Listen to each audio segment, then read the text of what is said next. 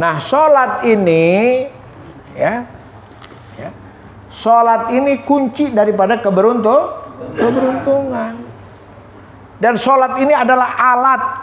Nah, dia ketemu kan tadi, wa'mur ahlaka bis-sholat, perintahkan keluargamu dengan sholat, wastabir 'alaiha, dan sabar dalam memerintah sholat. Ya, sabar dalam memerintah sholat. Waduh, nih anak sholat, ya kan? Ada anak yang udah jadi bapak masih juga susah sholat. Orang tuanya sabar nggak? Sabar, perintah sholat. Ya kan? Sholat tetap wastabir alaik. Nah, kemudian doanya Nabi Ibrahim, lihat. Kemarin surat apa kita? Berapa pekan yang lalu? Surat apa? Surat Ibrahim. Berapa surat Ibrahim? Surat keberapa? Surat 14.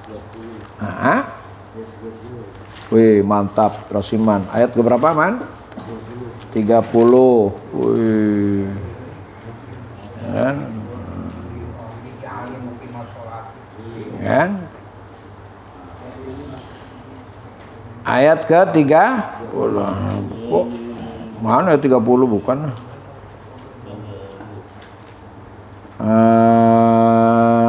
Nah, nih ayat kan mana?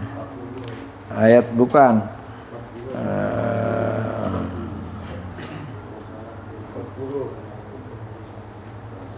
Minat samarat rabbana innaka. Nah, ini lihat ayat ke-37.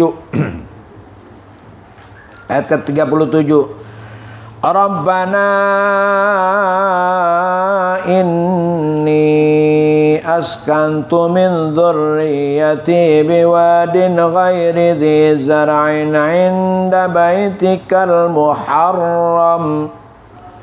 Rabbana, ya Allah, inni sesungguhnya aku askantu telah menempatkan min dzurriyyati dari keturunanku biwadin di satu lembah ghairi dzi zar'in yang enggak ada pohonnya inda baitikal muharram, yaitu di Masjidil Haram.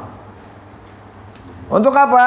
Rabbana, ya Allah, ya Tuhan kami, liyuqimus shalah, agar mereka mendirikan sholat, bukan mau pamer, kan? Bukan mau wah-wahan, bukan. Sholat, kan? Nah, nih. Jadi Nabi Ismail, ya, Nabi Ibrahim menaruh istrinya Hajar dengan anaknya Ismail di Mekah supaya makmur tuh Mekah. Dalam apa? Sholat. Makanya masjid yang tidak berdiri sholat 5 waktu secara baik itu bukan masjid. Ya, gitu. Ya, harus begitu.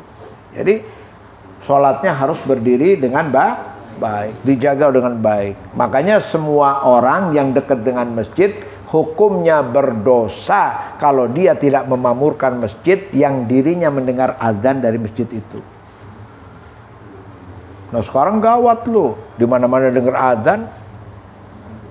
Coba, di mana nggak dengar azan sekarang? Di mana-mana dengar azan. Maka tatkala mendengar azan, wajib orang tersebut memamurkan sholat, memamurkan masjid. Kan? Sehingga Rasulullah SAW, kan? Nah ini maaf kata nih, kalau di orang-orang kampung di NU itu merasa sholat jamaah itu nggak wajib. Ya, akhirnya sholat sendiri. Itu banyak tuh. Mau di Cianjur ke, mau di Pandeglang ke, mau di mana lagi. Itu anggapannya sholat berjamaah itu tidak wajib.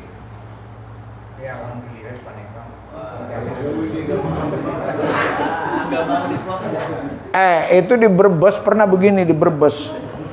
Ya. Ini waktu subuh nih, azan. Kan? Jadi orang mampir nih ke masjid. Kan udah azan subuh. Masuk masjid dia sholat sunnah. Dia lihat juga tuh yang tadi adzan sholat. cuma habis sholat keluar. Cuma pikiran orang ini kan, mungkin wudhu kali apa. Jadi dia nunggu. Nih orang nih, musafir nih, nunggu apa? Nunggu qomat. Dia tengok, ada lagi yang masuk, sholat. Sholat sunnah kan dianggap dia kan, 2 rakaat salam, keluar. Nunggu.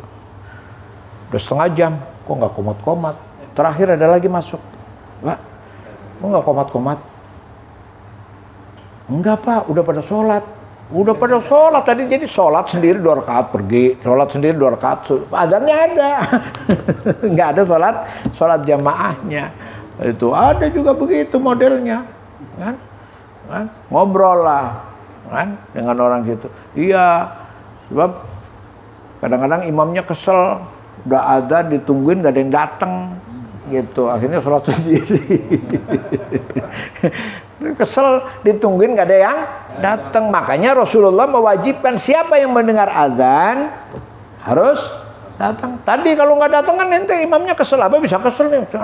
Udah sholat sendiri kan kesel, ya. Makmumnya nggak ada. Ini sekali 2 kali ya sudah. Akhirnya dibudaya. Oh yang penting udah masuk sholat, udah masuk waktu sholat, dia datang ke sholat sendiri, sendiri. Nah, mestinya tidak demikian. Makanya Rasulullah SAW mengatakan begini, ya kan? Laula nisa, ya kan? Kalau bukan karena perempuan, ya kan? Wa waladihi, dan anaknya, ya kan? Apa ancaman Rasulullah? Aku suruh bakar tuh rumah. Kalau bukan karena ada perempuan dan anak, aku suruh bakar tuh rumah. Ya memang nggak dibakar sih sama Nabi, tapi keselnya minta ampun terhadap orang yang mendekat dengan masjid, mendengar suara azan, kemudian dia tidak berusaha untuk sholat berjamaah. Memang para ulama menetapkan hukum sholat berjamaah itu sunnah muakkad. Ya, hukumnya memang sunnah muakkad. Tapi kedudukannya itu min sya'airillah.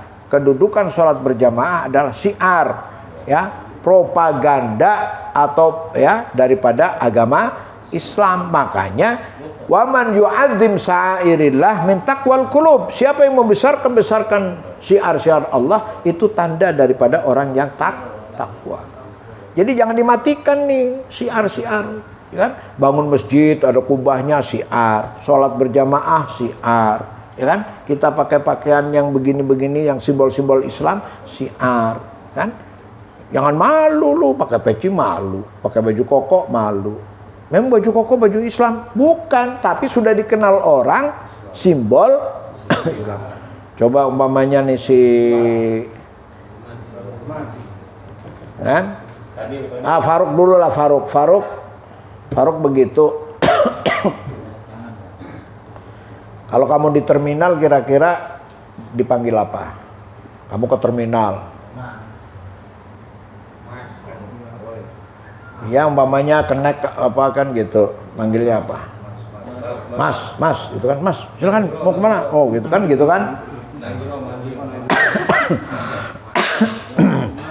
Terus disusul sama rasiman nih. Ya kan tidak ada yang kenal, tapi gara-gara pakaian gitu biasanya begitu, ya kan? Biasa begitu. Makanya simbol-simbol Islam jangan sungkan memakainya, ya, simbol-simbol Islam jangan sungkan memakainya, kan? Jangan sungkan, walaupun itu hukumnya tidak wajib, tapi itu termasuk syiar. Wa man yu'adzim sa'irallah min taqwal qulub. Siapa yang membesar-besarkan syiar-syiar, menghidup-hidupkan syiar Allah, itu termasuk daripada takwanya hati. Gitu. Nah, jadi pedoman Anda ingin jadi orang beruntung, pertama sholat. Ya kan? Di dalam Quran surat Ali Imran yang berbunyi dzuribat alaihimuz zillatu, ayat berapa itu? Dzuribat 'alaihimud dhillatu wal maskanatu wa ba'u bighadabin minallah. Ya kan?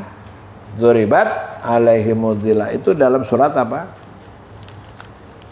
Surat Ali Imran kalau nggak salah ayat ke cari dulu.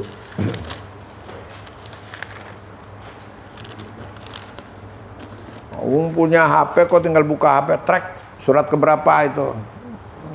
HP HP itu dipakai buat beginian. 111. Hah? 111. Jadi HP itu dipakai untuk buka Quran. Kan? 112. Duribat 'alaikumud dhillatu aina ma thuqifu illa bi hablin minallah wa hablin minan nasi wa ba'u bi ghadabin minallah. Ya kan? Apa artinya? Baca Budin. Mereka meliputi penghinaan. Penghinaan di mana saja mereka. Duribat apa artinya coba?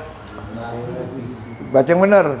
Mereka diliputi penghinaan di mana saja mereka berada, kecuali jika mereka berpegang pada tali agama Allah dan tali perjanjian dengan manusia. Mereka mendapat murka dari Allah dan selalu diliputi kesengsaraan. Yang demikian itu karena mereka mengingkari ayat-ayat Allah dan membunuh para nabi tanpa hak alasan yang benar. Yang demikian itu karena mereka durhaka dan melampaui batas. Nah. Mereka diliputi oleh zillah, ya. Jadi orang itu akan diliputi zillah. Apa itu zillah? Kehinaan, keterpurukan, kegagalan, ya kan? Zillah itu lawannya falah, ya. Lawan daripada keberuntungan adalah zillah. Ya. Tadi kan qad aflahal mu'minun, tunggu telah beruntung orang yang beriman. Tapi di sini dzuribat 'alaihimuz dhillatu, ya kan? Nah, akan ditimpa mereka itu dengan zillah, ya kan? Siapa mereka? Nah, itu orang-orang di atas tuh, ya kan? Orang-orang yang di atas, ya kan? La yadurrukum illa adza wa yuqatilukum yu'alukum lal balatum la yunsurun. Orang-orang fasik tuh di atas, ya kan? Orang-orang fasik, ya, orang-orang munafik, orang-orang fasik artinya orang yang tidak beriman lah intinya. Kenapa mereka itu ditimpa dhillah? Illa bihablim minallah wa hablim minan nas, ya kan? Orang-orang fasik tadi, orang-orang yang ngaku-ngaku muslim itu tetap dalam kehinaan kalau sholatnya nggak benar, kan? Ainama sukifu, ainama itu berarti di mana saja dan kapan saja. Sukifu, mereka bertempat tinggal, kan? Gitu. Jadi kalau ainama itu artinya di mana saja dan kapan saja. Oh, saya lagi di daerah, mau di daerah kek, tapi pagi-pagi, mau pagi-pagi kek, mau sore, kapan saja, di mana saja mereka akan ditimpa zillah ainama sukifu, di mana saja mereka bertempat tinggal, illa bihablim minallah wa hablim minan nas, kecuali benar baik hubungannya dengan Allah. Nah, hubungan dengan Allah itu cirinya sholat. Hubungan dengan Allah cirinya sholat. Gitu. Hablum minan nas, ya hablum minan nas ya berbaik sama orang. Tapi sulit kita akan baik sama orang kalau tidak baik sama Allah. Makanya baik dulu sama Allah. Kalau sudah baik hubungannya dengan Allah, udah otomatis Allah atur tuh nanti Anda bisa baik dengan manusia. Tapi ada cerita, orang sudah sholat tahajud, sudah sholat puasa Senin Kemis, kok dia nggak baik sama orang? Nah, kan?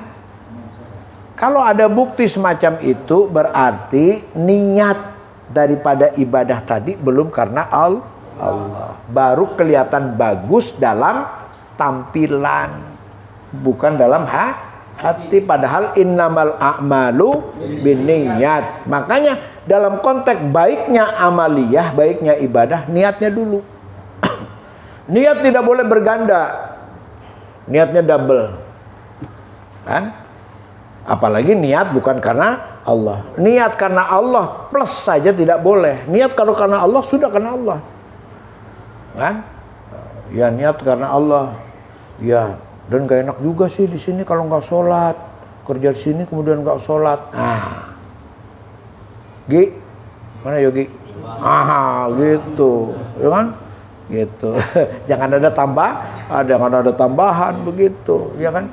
Sholat, ya sholat kan perintah Allah kan. Tapi jangan karena nggak enak juga nih orang pada sholat kita enggak, umpamanya, ya kan?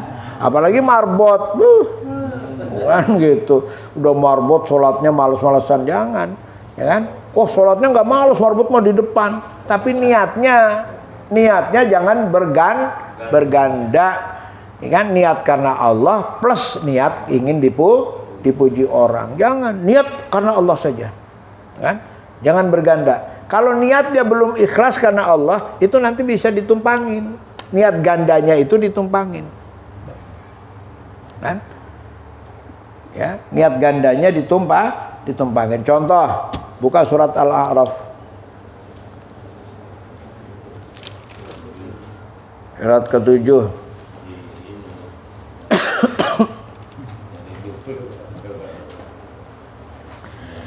Surat ke-7 ayat 189. Lihat ayat 189. Walladzi khalaqakum min nafsin wahidah. Dialah Allah yang menciptakan kamu dari jiwa yang satu. Wa ja'ala minha zawjaha. Kemudian Allah menciptakan pasangannya, liyaskuna ilaiha, agar mereka bersama-sama. Falamma taghasyaha hamalat hamalan hafifan famarrat bihi. Ya, ini cerita orang pertama sendirian. Kemudian Allah ciptakan pasangan, udah punya suami, kemudian merasa berat, taghasyaha hamalat hamlan hafifan, kemudian berharap dia, kan? Kemudian hamil, sudah hamil. Falamma asqalat da'awullah, sudah hamil dia berdoa kepada Allah, Rabbahuma, kepada kedua ayah, kepada Allah Tuhan keduanya. La in ataina salihan lanakunanna minasyakirin. Kalau nanti lahir punya anak yang soleh, niscaya aku akan menjadi orang yang bersyukur. Artinya bagus imannya, bagus amalnya. Tapi di ayat berikutnya, falamma atahuma salihan, tapi begitu dia sudah punya anak yang soleh, gede, besar, bahkan mungkin jadi jenderal, ja'ala lahu syuraka fima atahuma, tapi anak itu dijadikan alat untuk syirik kepada Allah. Ya. Bagaimana caranya?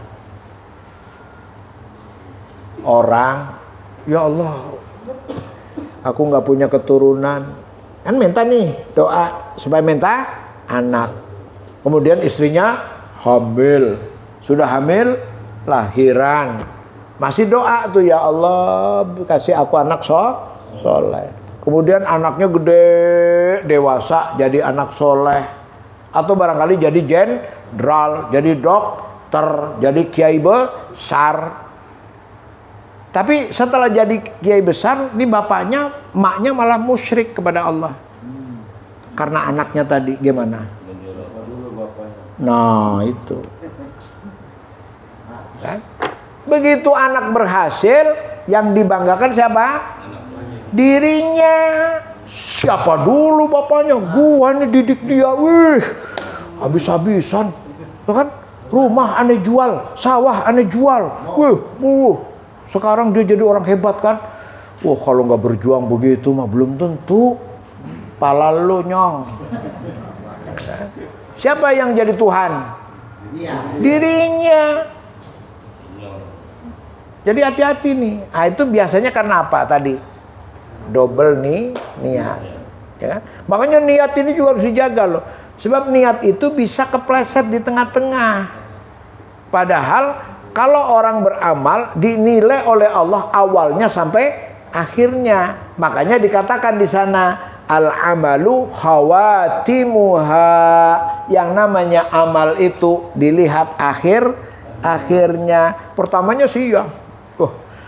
Wah azan nih, sholat yuk. Sholat. Begitu sampai di masjid, ada si bos, ada bos. Beda lagi, ada bos. Kan? Tadinya di belakang rilek-rilek, ada bos depan Allahu Akbar. Tadinya kan dari sana karena Allah. Begitu masuk masjid kelihatan juga si bos ke masjid juga beda. Wah, ini bos ngeliatin gak ya? Wah, itu namanya niat double, niat ganda. Hati-hati, kan? Iya. Ya kan begitu. Sejarah Udin di Subang tahu nggak? Dia niatnya ke Cirebon, tapi di Subang. Iya kan ada orang kan begitu niatnya mau ke Surabaya naik bis itu kan sering saya ceritain, ya kan? Zaman dulu kan berarti di Sukamandi ya ding, ya kan? Di Sukamandi turun tuh pada makan ngopi makan kacang ngobrol dia sama tukang kacang tuh. Di mana cek? Di mana cek? Ya kan sudah kan ngobrol kasih kan bisnya berangkat dia nggak tahu. Panjang ceritanya. Jadi orang Subang. Kan? Padahal niatnya ke Surabaya. Di Subang 7 hari, balik lagi ke Jakarta. Sampai nggak Surabayanya? Nggak sampai. Kan? Ya kan? Nah itu niat itu kadang begitu. Makanya niatnya harus dijaga betul-betul niat itu, ya kan? Makanya di stressing oleh Nabi al-amalu khawatimuha. Yang namanya amal dilihat akhirnya. Akhirnya. Makanya kita jangan bangga dulu nih dengan banyak kebaikan. Sampai akhir enggak nih? Ya. Makanya jaga niat, niat. Ya kan? Kan tidak mustahil, kan? Dan naudzubillah lah, ya kan? Orang dulu bagus. Nah, ini yang perlu dijaga, kan? Gitu. Kan? Lebih bagus jelek akhirnya. Tapi lebih bagus lagi, bagus terus. Seperti begitu. Ya kan? Nah, ini makanya tadi sholat diniatkan karena Allah, ya kan? Dan dalam beberapa keterangan simbol kemenangan Islam itu di situ juga. Simbol kemenangan Islam di ibadah. Kan? Rasulullah SAW menyabdakan, ya kan? Lau kanu yafiruna minal ulama'i wal fuqaha. Seandainya masyarakat ini tetap berpaling daripada ulama dan ahli fikih, artinya nggak peduli lagi sama agama. Nggak peduli sama agama kan tarkus sholat. Ya, menyanyiakan sholat. Wa idza qamu ila sholati qamu kusala. Kalau dia sholatnya bermalas, kan? Itu kata Nabi bagaimana? Beliau mengatakan, yarfa'ullahu rahmatan minal qulub. Allah mencabut rahmat dari hati-hati mereka. Mereka nggak mau lagi peduli. Tetangga sama tetangga nggak urusan, saudara sama saudara nggak urusan. Gitu. Yang diungkit apanya? Jeleknya. Dulu zaman gua susah juga dia nggak peduli sama gua. Gitu. Ya kan? Sekarang gilir begitu. Jadi jeleknya yang diungkap. Yang diingat jeleknya, kan? Dan tidak mau, ya, kejelekan itu ditutup dengan kebaikan. Padahal kata Nabi kan, atbi'is sayyi'atal hasanah tamhuha. Ikuti kejelekan itu dengan kebaikan. Tapi enggak, karena rahmat ini udah dicabut oleh Allah, ya, yang dipikir jeleknya. Jadi jasa baik orang tidak diingat sama dia. Lalu bagaimana? Bukan itu saja. Wa yarfa'ullahu barakatan min kasbihim, barkah, ya kan? Bukan si barkah nih, barokah daripada, ya kan? kerjanya itu dicabut oleh Allah Subhanahu wa taala. Enggak ada berkahnya. Ya kan? Oh, bikin ini tapi nggak manfaat. Oh, kerja ini ujung-ujungnya masalah. Ya kan? Oh, berbuat ini gitu. Jadi apa yang dia kerjakan tidak mendatangkan manfaat, berkahnya hilang. Ya kan? Itu berkahnya hilang. Padahal kalau barokah itu kan apa? Ziyadatul khair, bertambahnya kebaikan gitu. Nah, yang ketiga, yusallitu alaihim sultanan zaliman, karena kita nggak berurusan sama agama, ibadah diabaikan, masyarakatnya akan dikasih pemimpin yang zalim. Nah, ya. Jadi salah satu jalan kebangkitan umat juga bicarain ibadah. Kita bikin organisasi, kan? Bikin gerakan, tapi nggak pernah bicara tentang memperbaiki ibadah. Allah nggak ikutan di situ. Falaisa minallah fi syai'in. Tatkala orang sudah tidak lagi konsen kepada ibadah terhadap Allah, Allah laisa minallah fi syai'in. Allah nggak nimbrung di situ. Mau jagoan kayak apa juga Allah nggak nimbrung. Oh, jagoan fisiknya, kan? Tapi kalau tidak dibantu oleh Allah, nggak ada kemenangan buat dia, kan? Tok, nggak taunya korlapnya didatengin. Udah, lu diem aja, udah. Tapi ini udah berangkat nih, ya udah berangkat, terusin aja. Tapi jangan rese ya. Iya, hati-hati. Kan? Nah, orang-orang ibadah itu sajalah yang bisa. Coba kasus si Anas Urbaningrum, ya kan? Kan lagi hebat-hebatnya tuh, Cet, ya kan? Kemudian siapa lagi? Andi Malarangeng, Tret, ya, terjebak dengan permasalahan, dengan kasus-kasus, ya kan? Oh, apalagi yang cuma dijebak dengan perempuan. Ada nggak yang dijebak dengan perempuan? Ada, banyak. Tapi tatkala dia konsen kepada ibadah yang bagus, nggak bisa itu, nggak laku itu, nggak laku, nggak kepake, ya, nggak laku. Perempuan rayu-rayu, alah, kan? Orang dia perempuannya banyak, ini rayu-rayu, kan gitu. Tapi kalau orang ibadahnya nggak bagus, mau banyak juga sudah makin rusak, kan? Begitu juga harta. Kalau orang ibadahnya nggak bagus, rakus dengan harta. Tapi kalau orang ibadahnya bagus, dia tidak tertarik dengan harta, kan? Tidak kesengsem lah. Dia akan mempertimbangkan nilai baik dan buruknya. Makanya apapun yang kita lakukan, sandaran pertamanya adalah ibadah kepada Allah Subhanahu wa ta'ala. Dan itu dicontohkan oleh para nabi, kemudian dicontohkan juga oleh para sahabat. Apa, coba lihat kita nabi dan para sahabat. Buka surat Al-Fatah. Surat Al-Fat. Surat keberapa? 61. 41. Surat Al-Fat terakhir. Mohon 41 Fusilat.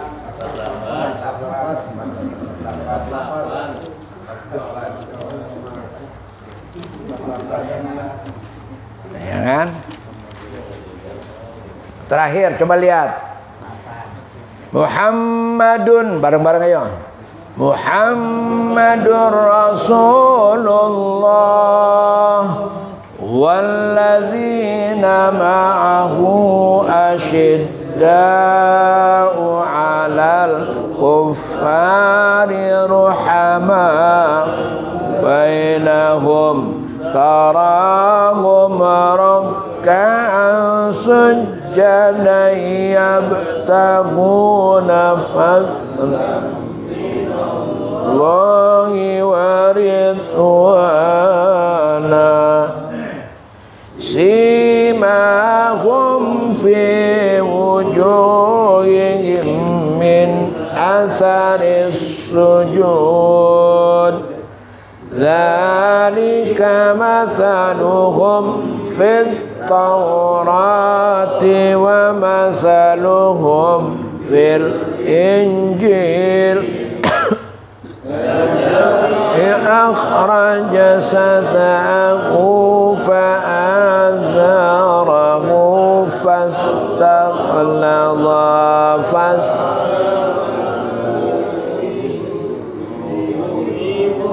yurra liyaghidha bihimul kuffar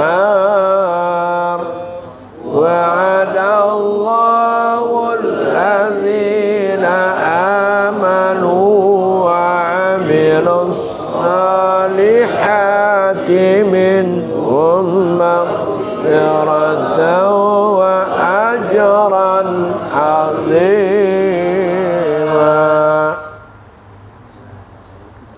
Muhammad Rasulullah. Nah, ya. Ini kan contoh nih. Muhammad Rasulullah walladzina ma'ahu, dan orang-orang yang bersamanya. Siapa? Para sahabat. Jadi Nabi dengan grupnya, dengan para sahabat. Gimana? Asyidda'u 'alal kuffar ruhama'u bainahum. Tuh. Itu mental tuh. Keras dia sama orang kafir. Sama kekafiran keras. Ini berantas. Lawan. Begitu. Tapi ruhama'u bainahum itu mental, itu mental. Ya. Itu mental, karakter. Ya. Karakteristik mereka itu begitu. Jagoan, hebat, berani bertanding, menghadapi berbagai macam masalah, ya kan, membangun kejayaan, membikin gerakan, hebat. Tapi terus dilihat belakangnya, tarahum ruk'an sujada, kamu lihat mereka sama-sama ruku dan sujud. Ini cerita aktivis gerakan, mau inilah mau itu, dukung Anies lah apa, sholatnya kagak buku lagu, kagak beres, nggak usah diikutin, setan itu. Artinya begitu, perjuangan hura-hura aja. Tapi kan mereka dapat duit, ya duit yang didapat. Tapi mereka dapat jabatan yang didapat. Nggak ada artinya dalam kehidupan yang sebenarnya. Oh, berarti kita harus bagaimana? Ya tetap berjuang, tapi orientasinya untuk Allah. Mencontoh Rasulullah, menteladani para sahabat. Apa? Tarahum ruk'an sujada. Kamu lihat mereka itu sama-sama ruku dan sujud. Yabtaghuna fadlan minallahi wa ridwana. Orientasinya adalah karunia Allah dan ridhonya. Simahum fi wujuhihim min atharis sujud, sampai jelas nampak tanda-tanda banyaknya sujud di wajah mereka. Wajahnya kusem, dekil, sangar, nggak ada bekas-bekas sujud. Apanya yang diharap dari perjuangan, ya kan? Ya acu beba aja, say hello, hey, tukang Indonesia, yo, kan? Iya, nampak orang yang sujud ibadahnya bagus, nampak di wajah, ya kan? Gitu, ya kan? Ini Nabi, makanya di dalam satu cerita ada siapa panglima perang salib? Salahuddin Al-Ayyubi. Salahuddin Al-Ayyubi itu, kan? Itu ngontrol kemah-kemah kalau malam. Ya. Kalau yang tidur aja nih, apalagi yang koko nggak karuan, yang tidur aja diomelin. Besok mau perang, molor aja, bahasa kitanya begitu. Nggak? Tapi rata-rata apa? Berdoa sama Allah, berdoa, ya Allah, sujud, doa. Ini karakter Nabi, kan? Jadi kalau Nabi itu disimbolkan sebagai, dan sahabatnya sebagai generasi unggul, generasi yang luar biasa, bahkan dikatakan oleh Nabi khairul qurun, sebaik-baik masa, generasi adalah generasiku, kata Nabi. Ini diantaranya disebut oleh Allah. Apa? Simahum fi wujuhihim min atharis sujud. Nah, ini masal dzalika masalum fit Taurati wal Injil. Sikap ya, karakteristik mereka itu telah diceritakan oleh Allah di dalam Taurat dan Injil. Kan?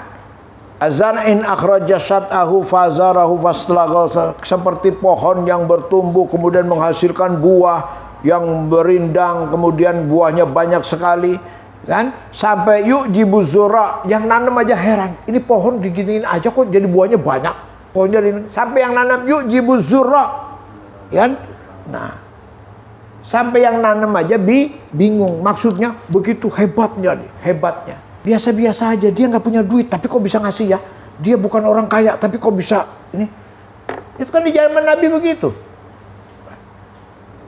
Kan kalau cerita, Nabi susah nggak kalau cerita, kalau perbandingan harta? Susah. Kan? Sampai ada cerita, Nabi di perut, diganjel perut. Tapi Nabi tidak pernah kelaparan. Loh, dia nyari perut tapi itu nggak lapar. Tapi tidak pernah kesusahan. Cerita Abu Bakar yang sedekah seluruh hartanya, kan? Abu Bakar sedekah seluruh hartanya. Tapi tatkala ada budak yang lagi disiksa oleh majikannya, siapa yang membebaskan? Abu Bakar. Siapa yang nebus? Abu Bakar. Siapa yang membeli? Abu Bakar. Dari mana duitnya? Cuma Nabi bilang, Abu Bakar, bebasin dia. Nanya, ya sudah sini bayar berapa lu budak? Bayar.